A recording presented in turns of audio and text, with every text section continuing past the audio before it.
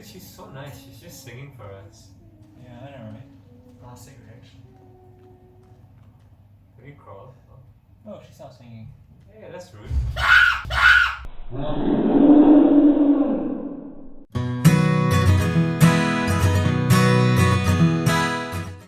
Picture this scenario. You're alone in a dark mansion and split up from your friend. You explore the mansion and come to find an exit. Suddenly, you hear your friend scream for help from deeper in the mansion. Do you attempt to find your friend or run for your life? Forget Billy! Billy's dead! So many times, we watch horror movies and we see a protagonist in a situation much like the one earlier. However, they would always choose to explore this scary mansion for the sake of finding answers. More often than not, we would chastise these characters, writing them off as dumb. And yet it would still intrigue us to continue watching. Why is this so? Why do we still consume horror media despite its perceived unrealism?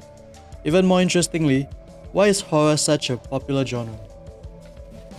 In recent times, there's been a huge demand for horror media.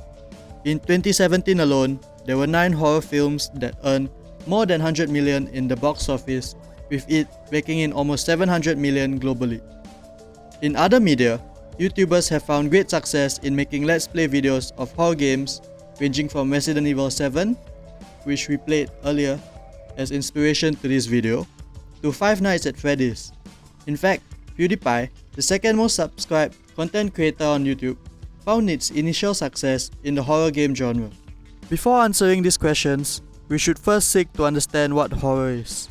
The word horror comes from the Greek word fright, meaning to shudder and describe the physical manifestation of shivering, shuddering, and piloerection. It aims to frighten, shock, horrify, and disgust using various visual and audio leitmotif and devices. These devices include supernatural, mutilation, blood, gore, pain, death, deformity, putrefaction, darkness, invasion, mutation, extreme instability, and the unknown. And it is exactly these devices that differentiate it from the next closest genre, thriller. It is fascinating then to find that despite horror's purpose to invoke such negative emotions, many still find it as a form of entertainment. Studies have attributed this to multiple theories, the most popular being the excitation transfer theory. The theory explains that enjoyment of horror comes from feeling of suspense, which is the tension created prior to the realization of a threat. Even when we are certain the danger will manifest, this will lead to dread, arousing a similar experience to suspense. At the same time, when said threat is resolved, all the negative effect experienced is converted to euphoria.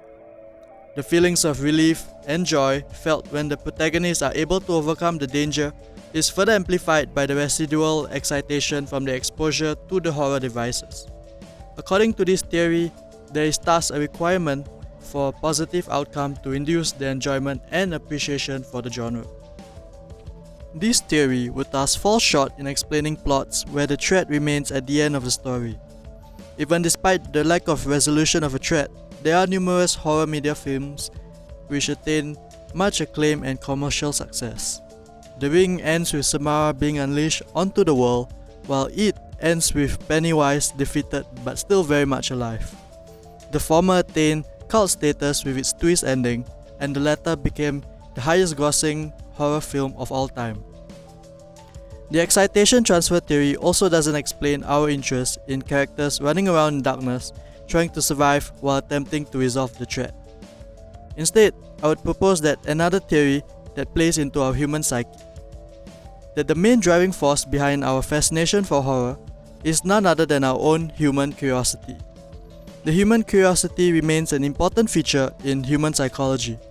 It motivates us to learn and to explore. As living beings, we are always caught up in a choice of exploration versus exploitation. Exploration may lead to better environments and better resources. However, at the same time, to search for better environments, you have to risk leaving the safety of what we have right now. This means giving up the exploitation of the current environment.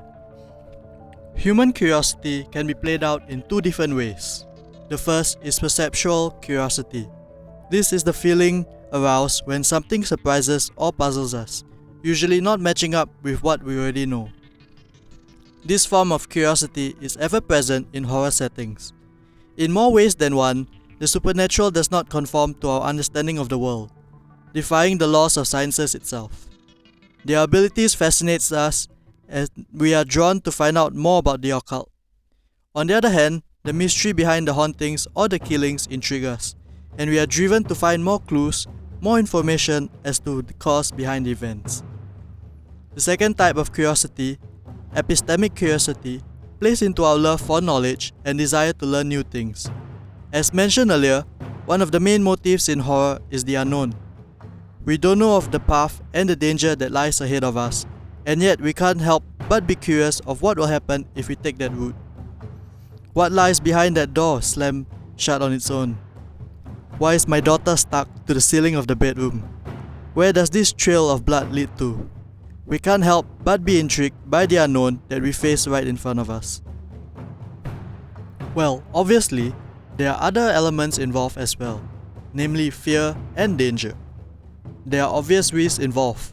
By choosing to explore the horror setting, one jeopardizes their safety.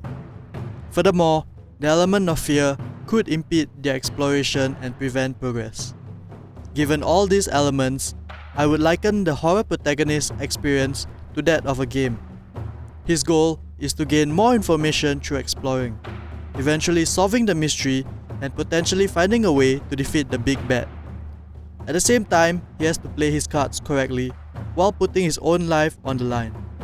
It is a gamble where the hero's chips are his well-being and the reward is more knowledge on how to eventually resolve the looming threat. This mimics the exploration versus exploitation model we spoke of earlier. The protagonist can exploit on his current knowledge to save himself or continue exploring in hopes of finding better resources and information to survive or even end the threat once and for all. Now then, how does this relate back to us, the consumers of horror media? First and foremost, we are able to enjoy the same play that horror protagonists go through without risking our own safety. Well, outside of the potential scares and heart attacks, of course. We can sate our curiosity of the unknown and watch as the mystery unravel from the comforts outside the screen. While obviously in films and serials, we are not able to control the decision making, we do get to see the moments of exploration by the actors. In a sense, it's akin to watching the Let's Play genre we see in YouTube.